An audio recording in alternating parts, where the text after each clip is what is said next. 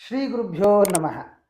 ಸಿಂಹರಾಶಿಯ October ತಿಂಗಳ ಮಾಸ ಭವಿಷ್ಯ ಹೇಗಿರಲಿದೆ? ಲಗ್ನಾಧಿಪತಿಯಾದಂತಹ ರವಿ 2ನೇ ಮನೆಯಲ್ಲಿ 3ನೇ ಮನೆಯಲ್ಲಿ ಸಂಚಾರ ಮಾಡ್ತಾನೆ.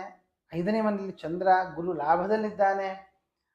ಅಷ್ಟಮದಲ್ಲಿ ಶನಿ ಇದ್ದಾನೆ. ಹಾಗಾಗಿ ಲಾಭವೋ ಅಥವಾ ಆರ್ಥಿಕವಾದ ಅನುಕೂಲಗಳು ಇವೆಲ್ಲ ನಾವು ವಿಚಾರ ಮಾಡುವಾಗ ಆರ್ಥಿಕವಾಗಿ ಈ ಮಾಸ ತುಂಬ ಚೆನ್ನಾಗಿದೆ ಸಿಂಹರಾಶಿಯವರಿಗೆ.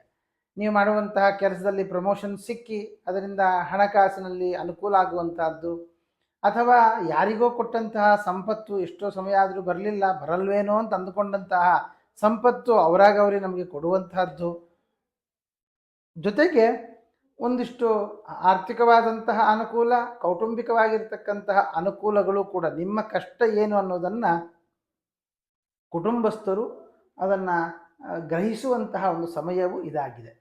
ಆದರೆ ಯಾರು ನಮಗೆ ಒಳ್ಳೆಯದು ಮಾಡಿದರೂ ಕೂಡ ಅವರು ಒಳ್ಳೆಯದು ಮಾಡ್ತಾ ಇದ್ದಾರೆ ಅಂತ ನಮಗನಿಸೋಲ್ಲ. ಯಾಕೆ ಅಂದರೆ ಅಷ್ಟಮದ ಶನಿಯ ಯೋಗ. ಅದು ಅಷ್ಟಮದಲ್ಲಿರ್ತಕ್ಕಂತಹ ಶನಿ ನಮಗೆ ಬೇರೆಯವರು ಒಳ್ಳೆಯದು ಮಾಡ್ತಾ ಇದ್ದರೂ ಕೂಡ ಅವರು ನಮಗೆ ಕೆಟ್ಟದೇ ಮಾಡ್ತಾ ಇದ್ದಾರೆ ಅನ್ನುವಂತಹ ಯೋಚನೆ ಬರುವಂತಹ ಅವಕಾಶ ಜಾಸ್ತಿ ಇದೆ. ಆದ್ದರಿಂದ ಸಿಂಹರಾಶಿಯವರು ಇದರ ಕಡೆ ಗಮನ ಹರಿಸಬೇಕು. ಯಾವುದು ಸರಿ ಯಾವುದು ತಪ್ಪು ಅನ್ನುವಂತಹ ವಿವೇಚನೆಯಿಂದಲೂ ಕೂಡ ಆಲೋಚನೆ ಮಾಡಿದಾಗ ಸರಿಯಾದ ಮಾರ್ಗ ದೇವರು ನಿಮಗೆ ತೋರಿಸಿಕೊಡ್ತಾನೆ. ಹಾಗಾಗಿ ಅದಕ್ಕೆ ಒಂದು ವೇಳೆ ಗೊತ್ತಾಗಲಿಲ್ಲ ಏನು ಮಾಡಬೇಕು ಅಂತಂದರೆ ಹನುಮಂತ ದೇವರನ್ನು ವಿಶೇಷವಾಗಿ ಪ್ರಾರ್ಥನೆ ಮಾಡಿ, ಹನುಮಾನ್ ಚಾಲೀಸ ಆಗ್ಬೋದು ಅಥವಾ ಸುಂದರಕಾಂಡ ಆಗ್ಬೋದು, ರಾಮಾಯಣ ಆಗ್ಬೋದು, ಹೀಗೆ ಹನುಮಂತನಿಗೆ ಸಂಬಂಧಪಟ್ಟ ಹನುಮಂತನಿಗೂ ಆ ಸ್ತೋತ್ರಕ್ಕೂ ಸಂಬಂಧ ಇರುವಂತಹ ಸ್ತೋತ್ರಗಳನ್ನು ಜಪ ಮಾಡುವುದು, ಪಾರಾಯಣ ಮಾಡುವುದರಿಂದ ಒಳ್ಳೆಯ ಮಾರ್ಗದರ್ಶನ ದೇವರಿಂದ ನಿಮಗೆ ಸಿಗುತ್ತೆ. ಇನ್ನು ವಿದ್ಯಾರ್ಥಿಗಳು ಯಾರಿದ್ದೀರಿ, ವಿದ್ಯಾಭ್ಯಾಸದ ವಿಷಯದಲ್ಲಿ ಅನುಕೂಲಗಳಾಗುತ್ತೆ. ಅದರಲ್ಲಿಯೂ ಕೂಡ CA ಅಥವಾ ಈ ಕಾಮರ್ಸ್ ಸಬ್ಜೆಕ್ಟ್ ತೆಗೆದುಕೊಂಡಂತಹ ವ್ಯಕ್ತಿಗಳಿಗೆ ತುಂಬ ಅನುಕೂಲ ಆಗುವಂಥದ್ದು, ಅಥವಾ CA ಫೈನಲ್ ಎಕ್ಸಾಮ್ ಪಾಸ್ ಆಗ್ತೀನೋ ಇಲ್ಲೋ ಅನ್ನುವಂಥವರಿಗೂ ಕೂಡ ಪಾಸ್ ಆಗೇ ಆಗ್ತೀನಿ ಅನ್ನುವಂತಹ ವಿಶ್ವಾಸ ಬರುವಂತಹ ಒಂದು ಸಮಯವೂ ಕೂಡ ಇದಾಗಿದೆ. ಇನ್ನು ಆರೋಗ್ಯದ ವಿಷಯಕ್ಕೆ ಬಂದಾಗ 6ನೇ ಮನೆಯ ಶನಿ ಅಷ್ಟಮದಲ್ಲಿರುವ ಕಾರಣ ಈ ಹೊಟ್ಟೆಯಿಂದ ಕೆಳಗಿನ ಭಾಗಕ್ಕೆ ಸಂಬಂಧಪಟ್ಟಿರ್ತಕ್ಕಂತಹ ಸಮಸ್ಯೆಗಳು, ಅದರಲ್ಲಿಯೂ ಹೆಣ್ಣು ಮಕ್ಕಳಿಗೆ ಯೂಟ್ರಸ್ಸಿಗೆ ಸಂಬಂಧಪಟ್ಟ ಸಮಸ್ಯೆ ಅಥವಾ ತಿಂಗಳ ಸಮಸ್ಯೆಗಳು ಜಾಸ್ತಿ ಆಗುವ ಸಾಧ್ಯತೆ ಇದೆ.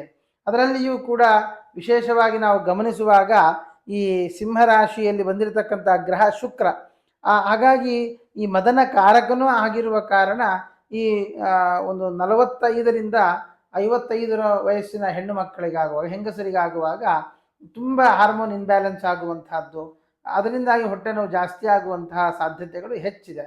ಆದ್ದರಿಂದ ಅಂತಹ ಯಾರಿಗಾದರೂ ತೊಂದರೆ ಆಗ್ತಾ ಇದ್ದಾದರೆ ತಕ್ಷಣ ಡಾಕ್ಟರನ್ನು ಸಂಪರ್ಕ ಮಾಡಿ ಅದಕ್ಕೆ ಸರಿಯಾದಂತಹ ಔಷಧಿಗಳನ್ನು ಸೇವನೆ ಮಾಡುವುದು ಒಳ್ಳೆಯದು. ಇನ್ನು ವಿವಾಹಾರ್ಥಿಗಳು ಯಾರಿದ್ದೀರಿ, ವಿವಾಹದ ವಿಷಯದಲ್ಲಿ ಯಾವ ತೀರ್ಮಾನವನ್ನು ತೆಗೆದುಕೊಳ್ಳೋದು ಬೇಡ, ಸ್ವಲ್ಪ ತಾಳ್ಮೆಯಿಂದ ಇರುವಂತಹದ್ದು ಒಳ್ಳೆಯದು. ಇಷ್ಟಪಟ್ಟಿದ್ದೇನೆ, ಮದುವೆ ಮಾಡಿಕೊಳ್ಳಲೇಬೇಕು ಅನ್ನುವಂತಹ ಆಸೆ ಇರುವಂತಹ ವ್ಯಕ್ತಿಗಳು ಯಾವುದೇ ದೊಡ್ಡವರನ್ನು ಒಪ್ಪಿಸ್ತೇನೆ ಅಂತ ಮುಂದುವರಿಬೇಡಿ. ಸ್ವಲ್ಪ ತಾಳ್ಮೆಯಿಂದ ಇರಿ. ಈ ತಿಂಗಳು ಕಳೆದ ಮೇಲೆ ಆ ಯೋಚನೆಯನ್ನು ಮಾಡಿ ಒಳ್ಳೆಯದಾಗುತ್ತೆ.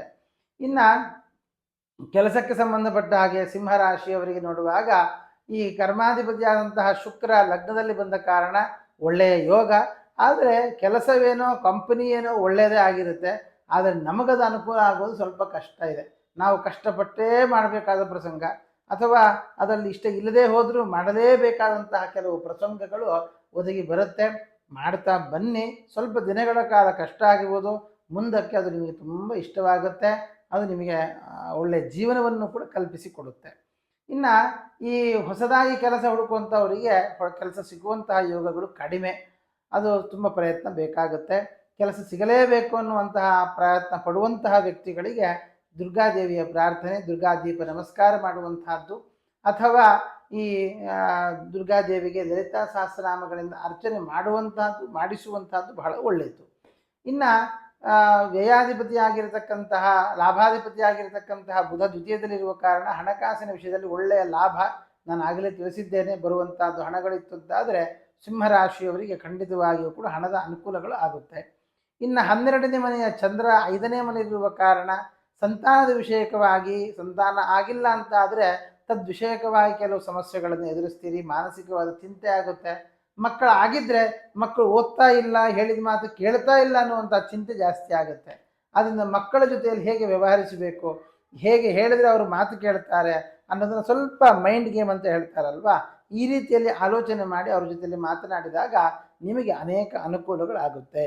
ಆದ್ದರಿಂದ ಒಟ್ಟಾರೆ ಸಿಂಹ ರಾಶಿಯವರಿಗೆ ಹನುಮಂತ ದೇವರ ವಿಶೇಷವಾದ ಪ್ರಾರ್ಥನೆ ಜೊತೆಗೆ ನೀವು ಮಾಡಬೇಕಾಗಿರುವಂತಹದ್ದು ಸುಬ್ರಹ್ಮಣ್ಯನಿಗೆ ಒಂದು ಭಸ್ಮಾರ್ಚನೆ ಅಥವಾ ಸುಬ್ರಹ್ಮಣ್ಯನ ಸ್ತೋತ್ರವನ್ನು ಜಪ ಮಾಡುವಂತಹದ್ದು, ಸುಬ್ರಹ್ಮಣ್ಯ ದೇವರ ದರ್ಶನ ಮಾಡುವಂತಹದ್ದು, ಅದು ನಿಮಗೆ ತುಂಬ ಅನುಕೂಲ ಆಗುತ್ತೆ.